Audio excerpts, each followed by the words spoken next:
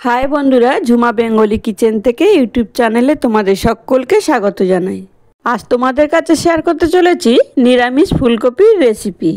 এই ফুলকপির রেসিপি তো অনেকেই অনেক রকমভাবে রান্না করে খেয়েছো, তবে আমার মতো এইভাবে একদিন রান্না করে দেখো, খেতে কিন্তু খুবই অসাধারণ লাগে, একেবারে অনুষ্ঠান বাড়ির মতো। তাহলে এবার রান্নার দিকে যাই।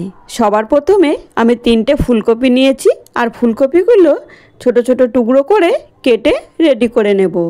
আমি কিন্তু 3টে ফুলকপি নিয়েছি। ফুলকপিগুলো যেহেতু বেশি বড় না, মাঝারি সাইজ, তোমরা চাইলে বাড়িয়ে বা কমিয়েও নিতে পারো। প্রতিদিনের মতোই রান্না শুরুতেই বলি বন্ধুরা, যদি রেসিপিটি ভালো লাগে তাহলে একটি লাইক দিয়ে পুরো ভিডিওটি দেখার অনুরোধ রইল। কথা বলতে বলতে ফুলকপি তো কাটা হয়ে গেল, সঙ্গে 2টো আলু নিয়েছি, আলুটাও কেটে রেডি করে নেব।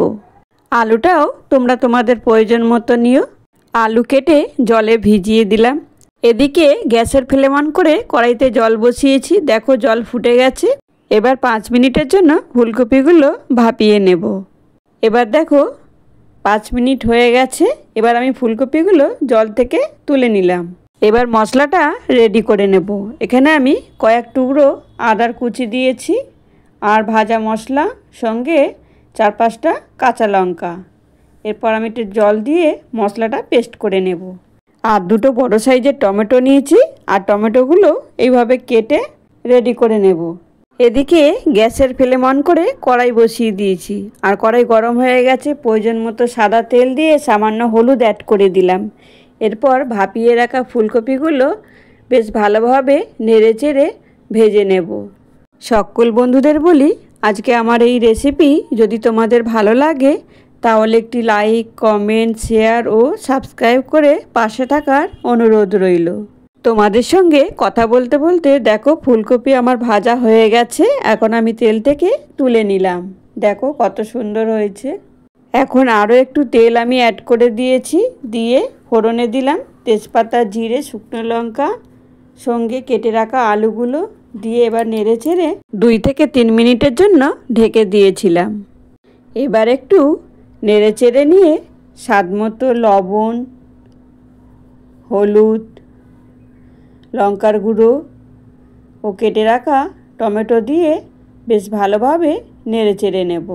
এবার একটা ঢাকা চাপা দিয়ে 3 থেকে 4 মিনিটের জন্য ঢেকে দেব। এতে করে টমেটোটা বেশ ভালোভাবে সিদ্ধ হয়ে যাবে। ঢাকা খুলে আবারও ঠিক এইভাবে নেড়ে চেড়ে রান্নাটা করে নেব। টমেটো বেশ ভালোভাবে সিদ্ধ হয়ে গেছে। আর এখন আদা, জিরে, কাঁচা লঙ্কা বাটাটা দিয়ে বেশ ভালো করে নেড়ে চেড়ে আবারও ঢাকনা দিয়ে ঢেকে দিলাম। ঠিক 2 মিনিট পরে ঢাকাটা খুললাম। দেখো মশলাটা বেশ ভালোভাবে কষানো হবে, তারপরে আমি জলটা দেব। ঠিক 5 মিনিট হয়ে গেল আমার মশলাটা কষানো। এখন দেখো মশলা থেকে তেল ছেড়ে দিয়েছে। এরপর আমি স্বাদের ব্যালেন্সের জন্য দেব সামান্য একটু চিনি। চিনিটা দিলে স্বাদের ব্যালেন্সটা আসে দারুণ। এবার দেখো মশলা পুরোপুরি কষানো হয়ে গেছে। জলটা আমি অ্যাড করে দিলাম। জলটা তোমরা তোমাদের প্রয়োজন মতো দিও, ঠিক যেমনটা ঝোল রাখবে তেমনটাই দেবে।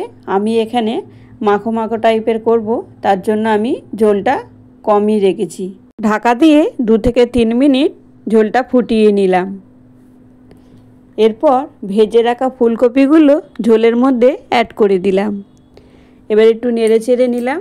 গ্যাসের ফ্লেম লো টু মিডিয়ামে রেখে আবারও আমি ঢাকনা দিয়ে 3 থেকে 4 মিনিটের জন্য ঢেকে দিলাম। আজকের এই নিরামিষ ফুলকপির রেসিপি কিন্তু কোনো এক নিরামিষ দিনে অবশ্যই বানিয়ে দেখো। দেখো আবারও তোমাদের সঙ্গে কথা বলতে বলতে ভিডিওর অনেকটাই আগিয়ে গেছি। প্রায় ফুলকপির রেসিপি আমার রেডি। নামানোর আগে সামান্য গরম মশলা অ্যাড করে দিলাম। এবার একটা সার্ভিং বলে সার্ভ করে নেব। দেখো কত সুন্দর লাগছে দেখতে, কি লোভনীয় না হয়েছে। এইভাবে যদি নিরামিষ ফুলকপির রেসিপি বানাও তাহলে কিন্তু রুটি কিংবা ভাত, লুচি কিংবা পরোটা যাতেই খাও না কেন খেতে কিন্তু খুবই অসাধারণ লাগে।